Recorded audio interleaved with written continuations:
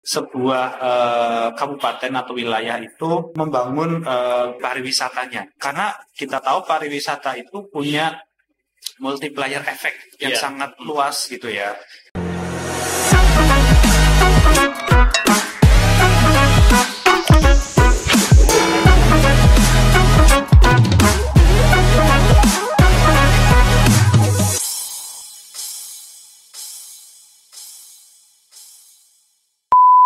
Selamat datang di TBMP Podcast. Episode kali ini ada teman ngobrol asik nih yang sudah sangat ternama di kampus.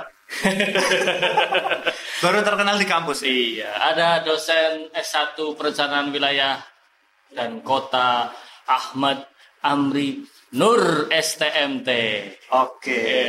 Selamat pagi semuanya pemirsa podcast TBMP.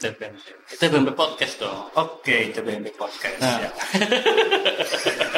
Ya, kita bakal ngobrol agak serius tapi santai. Ngobrol apa ini? Sersan ini. Ya. Santai tapi serius. Iya. Serius tapi santai. Oke. Nah, ini kan Mas Amri itu kan salah satu dosen yang kebetulan pernah terlibat dalam FGD terkait dengan perencanaan wilayah kota di Purbalingga. Kalau dalam pandangan Mas Amri itu sebenarnya Purbalingga itu kayak apa, Mas? Dalam kacamata seorang planner PWK itu kayak apa? Ya, kalau kita lihat Purbalingga itu kekuatannya itu adalah di pertanian, pertanian, ya, dan juga industri pengolahan. Industri pengolahan, betul. Industri pengolahan. Ini bisa dilihat dari kontribusi PDRB kedua sektor ini. Bahkan malah industri pengolahan itu dia mulai menggeser dari sektor pertanian. Berarti dari sini bisa dilihat bahwa Purbalingga ini punya potensi di bidang industri pengolahan. Nah, kalau kita lihat memang ya ada banyak UMKM knalpot ya yang memang sudah termasyhur gitu ya Nusantara, se-Indonesia gitu, bahwa Purbalingga punya produk unggulan knalpot gitu ya. Dan juga yang sudah mendunia adalah pembuatan rambut palsu dan bulu mata palsu gitu ya. Nah, ini berarti Purbalingga ini sebuah kota yang memang kekuatannya di industri pengolahan seperti itu. Nah, kondisi ini berpengaruh terhadap pertumbuhan kota nggak dari dua ini? Tentu saja, karena gini, kalau kita ngomongin ke industri, itu kan kita ngomongin adalah peningkatan ekonomi gitu ya. Maka ataupun pertanian gitu ya. Nah, ini tapi sebenarnya yang perlu hati-hati ini proporsi gitu ya antara industri yang ada dengan nanti pertanian yang ada di Purbalingga. Jangan sampai lah misalnya nanti yang sudah diplot untuk sawah gitu ya, nanti lumbung padinya jadi tergerus. Betul, lumbung padinya habis dibangun untuk industri. Ini juga perlu berhati-hati di situ. Ya, memang paling penting ada di perencanaan ini, meskipun mungkin satu sama lain bisa mengeliminir gitu ya. Betul, tapi kalau diatur dengan baik pasti bisa. Harusnya bisa berjalan seimbang. Ya, di luar itu industri pengolahan, pertanian, Purbalingga itu kan salah satu tempat yang tumbuh sebagai sebuah kota yang bersandar kepada pariwisata. Itu memang kita menemukan hal-hal yang luar biasa lah di Purbalingga. Wabung terkenal lima besar di Jawa Tengah, belum lagi di Serang tumbuh dengan sangat bagus, Purbasar. Nah, kalau dalam konteks pariwisata dan kemudian dalam seorang kacamata planner itu seperti apa, Mas, melihatnya, Mas? Ya, ini tentu bagus gitu ya ketika memang sebuah kabupaten atau wilayah itu membangun dari pariwisatanya. Iya. Karena kita tahu pariwisata itu punya multiplier effect yang sangat luas gitu ya. mulai dari peningkatan pendapatan masyarakat lokalnya, membuka lapangan kerja seluas-luasnya gitu ya, dan juga menjadi terkenal gitu ya, kotanya. Ini bagian dari city branding. Purbalingga itu mau dikemas, di branding ke arah kota apa sih? Iya. Kalau kita lihat sih sebenarnya sudah cukup kuat itu sebagai kota knalpot gitu ya. Tapi ternyata semakin ke sini itu sebagai kota pariwisata ini juga ternyata mulai muncul.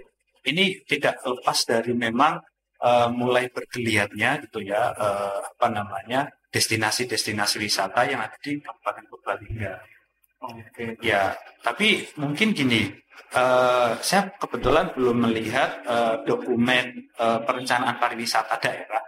Jadi gini Mas, setiap kabupaten itu harus punya namanya Riparda atau rencana induk pengembangan pariwisata daerah. Oke. Di mana di dalam dokumen Riparda ini sudah mengcover semuanya rencana-rencana pengembangan masing-masing pariwisatanya. Akan seperti apa nanti pengelolaannya, aksesnya, ngeling satu destinasi ke destinasi lainnya, itu semuanya ada di sana. Oke. Tapi memang kalau Riparda itu sifatnya masih administratif, ya, belum ke substantif dari teknis nanti pengembangannya. Itu nanti ada lagi namanya master plan. Jadi masing-masing pariwisata tadi harus punya master plan-nya, sehingga nanti ketika ini akan sudah berkembang gitu ya, nanti akan dikembangkan seperti apa lagi dalam mungkin 10 tahun, 20 tahun itu ada master plan-nya sendiri. Itu seberapa penting Mas dokumen itu jadi landasan kita berpikir bahwa oke, Purbalingga akan menjadi Purbalingga memikat gitu kan, tagline pariwisatanya kan itu. Dan kemudian bagaimana dokumen ini menjadi landasan yang sangat penting Mas? Ya, ini tentu dokumen Riparda gitu ya, itu sangat penting. Kalau nggak salah Riparda itu 10-20 tahun juga, seperti RT/RW gitu ya. Bayangkan kalau misalnya tidak ada Riparda ini, mungkin arah pariwisata ke depan Purbalingga kurang bisa terkelola dengan baik. Muncul di sini pengembangan wisata yang mungkin akan sama dengan wisata yang sudah ada, padahal potensinya mungkin berbeda. Ya, kemudian tentu saja kalau untuk membuat destinasi wisata gitu ya, harus yang namanya itu mengukur dari 3A, yaitu atraksi, amenitas, dan juga aksesibilitas. Nah, aksesibilitas ini juga perlu dipikirkan oleh pemerintah. Orang kalau misalnya yang sudah terkenal gelas, bisa nggak gelas itu dijangkau oleh aksesibilitas transportasi umum? Gitu. Jangan sampai hanya orang-orang yang punya mobil, punya motor atau rombongan yang hanya bisa mengakses ke sana. Nah, ini harusnya melalui Riparda, kemudian nanti ada RT/RW dan seterusnya itu sudah tercover di situ. Bagaimana rencana pengembangan transportasinya ke depan. Oke, berarti dokumen Riparda ini tidak hanya dibutuhkan di pariwisata. Tapi memang ada instrumen-instrumen lain yang berhubungan dengan dunia pariwisata juga harus masuk dalam perencanaan di situ. Itu harus jadi dasar yang sangat bagus ya, harusnya mengembangkan Purbalingga serius di pariwisata ya.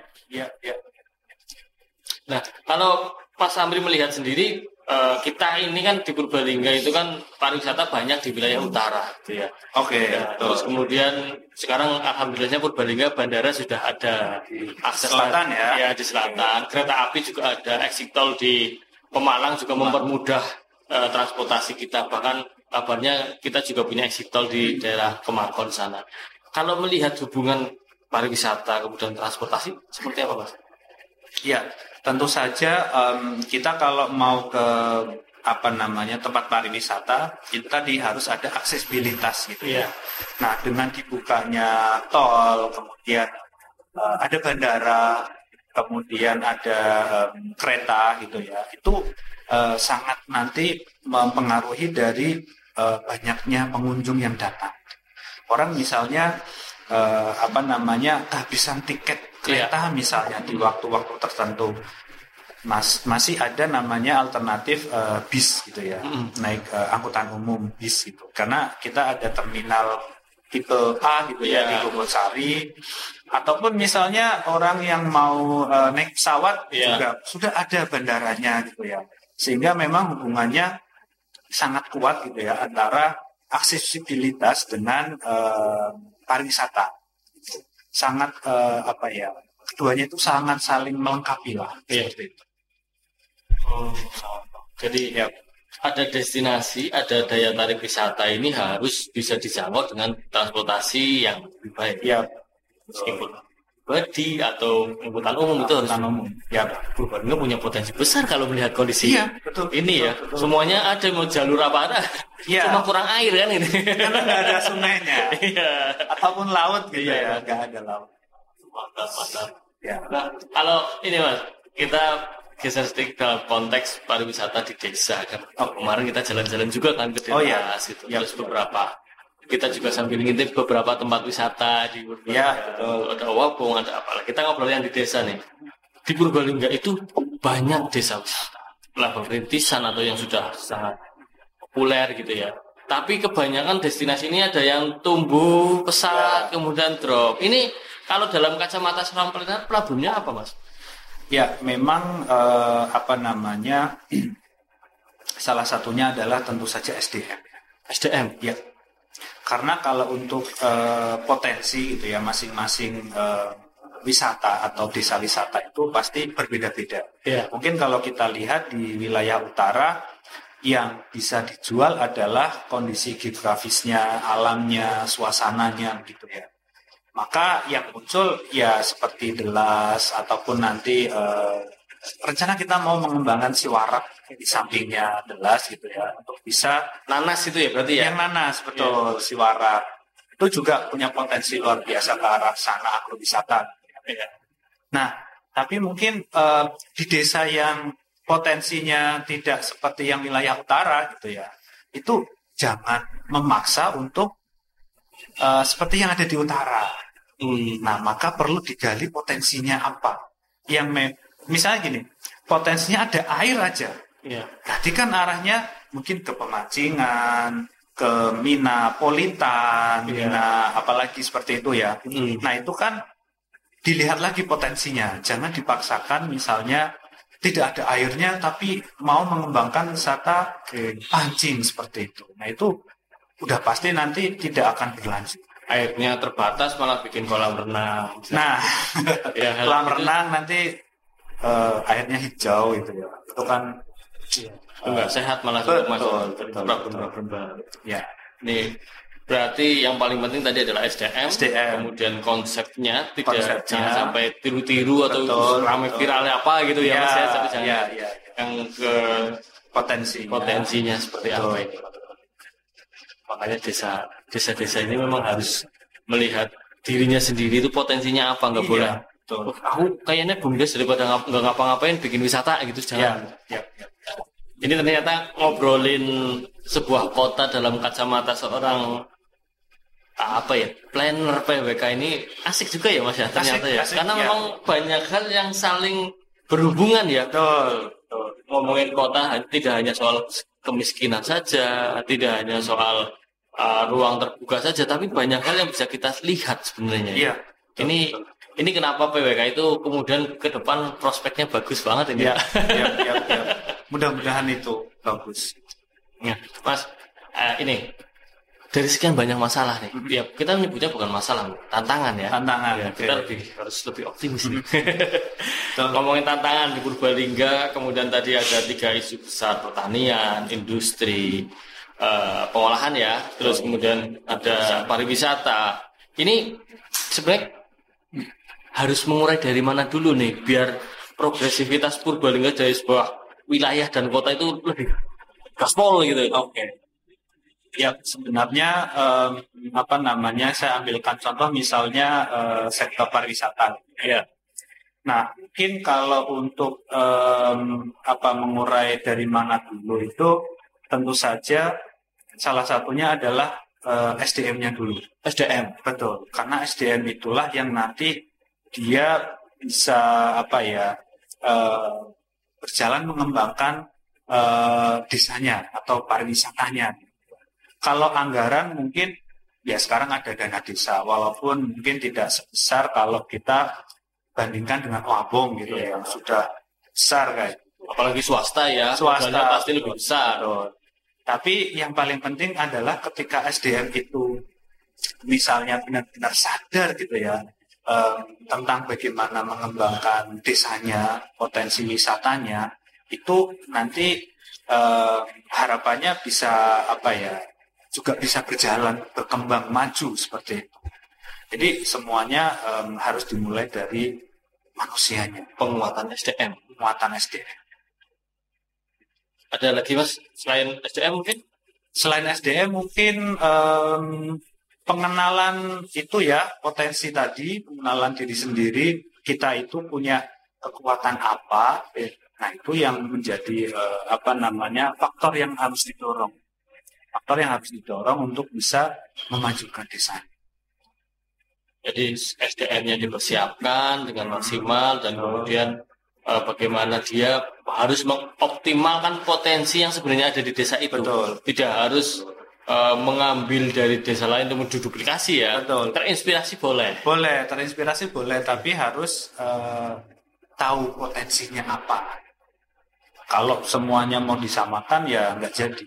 Pasti nanti akan berhenti di tengah jalan. Oke. Ini Mas, cara mapping mungkin ada teman asik yang di sini lagi kepengen tahu sebenarnya cara mapping potensi itu seperti apa sih? Gitu. Oke. Mungkin sebagai planner yang sangat berpengalaman di jagat-jagat yang lain ini, bisa sedikit sharing ini buat teman ngobrol yang lain ini. Gimana Mas? Kalau untuk mau mapping potensi sebenarnya bisa nanti dibedakan dulu gitu ya. Potensi dari sisi sumber daya alamnya. Yeah. Potensi dari sumber daya misalnya manusianya, siapa tahu di situ sudah ada tenaga plannernya, sudah banyak lulusan S1-nya dan seterusnya, itu bagian dari potensi.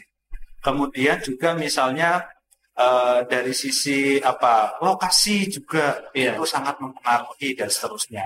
Nah, itulah kenapa kemudian harusnya ada kan di RPJMDes itu potensi masing-masing desa itu seperti apa. Nah, kemudian bisa nanti dilanjutkan nih ketika sudah ketemu potensinya itu, masukkan aja misalnya di analisis SWOT. Nah, ini untuk mengeluarkan strategi. Artinya potensi apakah hanya bisa menjadi dasar untuk pengembangan, kan enggak juga. Karena ada masalah pasti. Nah, sehingga harus digabungkan antara potensi, ada masalah, kemudian mungkin ada peluang, tantangan dan seterusnya diolah. Nah, inilah yang namanya analisis SWOT, kemudian keluar yang namanya strategi. Nah, strategi inilah yang hasil dari kristalisasi dari SWOT itu sendiri. Ada potensi, ada masalah, tantangan, strategi. Jadi metode paling mudah adalah pakai analisa SWOT. Iya, itu paling standar. Iya, itu tuh. Dan kalau yang melakukan masyarakat di desa sendiri atau pengelola destinasi wisata sendiri pasti lebih akurat dong informasinya kan gitu. Karena mereka menghadapi langsung kan gitu. Betul, orang lokal gitu ya. Oke Mas, kita sedikit meningkatkan helikopter view kita nih. Oke, di Kabupaten Purbalingga dengan tadi potensinya sangat luar biasa. Salah satunya aja sudah keterbukaan akses transportasi lah. Itu salah satu kekuatan yang sedang kita harus optimalisasi. Kalau menurut Mas Amri nih, apa yang harus dilakukan oleh pemerintah Kabupaten Purbalingga dengan ruang yang ini kan luar biasa? Iya, bandara dekat dengan kereta api, dilewatin tol gitu ya, terminal tipe A gitu ya, mobilitas juga baik kemana-mana. Ini kan potensi luar biasa. Apa yang harus dilakukan oleh pemerintah? Kalau ini pertanyaan gampang tapi karena kalau untuk apa yang harus dilakukan oleh Purbalingga sebenarnya kan banyak gitu ya. Tinggal kita nanti akan misalnya mau fokus ke apa dulu yang mau diselesaikan. Seperti itu. Oke. Ya, tentu saja kalau kemarin kita berkaca mengenai ada pandemi itu sangat menjadi kendala tentu di pendanaan. Iya. Nah, sekarang kan mungkin sudah walaupun ada masih menggunakan realokasi ataupun apa gitu ya, tapi sudah mulai membaiklah sisi keuangan Purbalingga. Nah, ini mungkin yang perlu perlu dilihat kembali ya, tentu saja apa dulu nih yang mau menjadi prioritasnya pemerintah Purbalingga. Oke, gitu. Jadi semuanya itu kan sudah ada catatannya di RPJM Kabupaten, RPJMD gitu ya. Nah, tentu saja bisa dilihat lagi program prioritasnya itu apa. Nah, mungkin dari situ bisa mulai berjalan. Misalnya mau mengembangkan tata kelola pemerintahannya dulu, mau berangkat ke penguatan desanya dulu, dan seterusnya. Oke, artinya kembali mempertajam visi misinya. Betul. Karena kemarin mungkin agak terguncang kondisi pandemi ya. Sekarang sudah, alhamdulillah sudah kembali mulai normal ya. Nah, rencananya gimana Mas? Teman-teman dari program studi PWK terhadap Purbalingga ini kan, karena visi kita itu kan visinya kolaboratif banget ini. Gitu. Gimana rencana-rencana ke depan ini? Ya, kalau untuk PWK kita rencana kalau visi kita itu kan mendukung industri kreatif gitu ya, visi kampus kita. Visi prodi kami juga kurang lebih sama ke arah sana. Salah satu industri kreatif itu kan sektor pariwisata juga masuk di sana. Sehingga rencana kami untuk PWK itu akan segera disusun master plan agrowisata Siwarak tadi. Oh, gitu. Jadi karena kalau kita lihat di sana itu sudah ada Golaga, kemudian sudah ada Dewas, gitu ya. Tinggal ini artinya kan pasarnya sudah ada, tinggal menyediakan atraksinya apa. Nah, itulah yang sedang nanti kami susun master plan-nya. Kayak gitu. Ini bekerja sama dengan pemerintah desa Siwarak bentar. Betul. Kalau konsepnya sebenarnya simpel sih. Di sana potensinya nanas, kemudian sudah ada destinasi Golaga dan Serang gitu ya, sehingga masyarakat harapannya punya referensi yang lebih banyak lagi mengenai agrowisata di sana. Kalau Serang kan mungkin terkenalnya ke stroberi, sayur-sayuran gitu ya. Nanti yang Siwarak ini kita fokuskan ke nanas. Karena informasi Ketua paguyuban kelompok nanas ini, ternyata waktu dilombakan nanasnya ini juara nasional kedua atau ke-1 malah. Mantap ya. Mengalahkan kualitasnya dari kualitasnya. Mengalahkan dari nanas yang ada di Belik. Oh, tetangganya. Padahal menurut beliau ceritanya itu nanas yang ditanam di Siwarak itu bibitnya dari Pemalang, Belik. Tapi begitu ditanam di Siwarak, mungkin karena sifat tanahnya, karakteristik tanahnya lebih cocok gitu ya, sehingga memiliki kualitas yang lebih unggul. Mantap sekali. Ya, pasti sangat menarik ini untuk ditunggu bagaimana kolaborasi PWK ITBMP dengan nanas ini di Desa Siwarak. Dan ditunggu juga kolaborasi dengan berbagai desa yang lain, karena pasti habis ini banyak teman ngobrol yang aku kepengen dibantu dan disupport kolaborasi bareng PWK ini sangat luar biasa. Karena kita memang support, ITBMP itu support industri kreatif khususnya di Purbalingga. Ya, betul. Oke, terima kasih Mas Amri atas waktunya sama-sama di ITBMP Podcast. Cita-citanya sangat bermanfaat, sangat menyegarkan ini. Oke, sama-sama. Mudah-mudahan bermanfaat ya bagi semua masyarakat yang melihat podcast kita. Iya, betul. Ya, Mantap. Nah, buat teman ngobrol yang kepengen bertanya, kepengen sharing, kepengen memberikan pendapat, boleh loh teman-teman menyampaikan pendapatnya di kolom komentar. Nggak usah ragu-ragu, nanti kita bisa jawab ya Mas ya. Insya Allah kita nanti jawab. Kalau kita bisa jawab ya. Oke, terima kasih atas kesempatan ngobrolnya ini Mas Amri. Semoga bermanfaat buat teman ngobrol di sana. Sampai jumpa lagi di ITBP Podcast.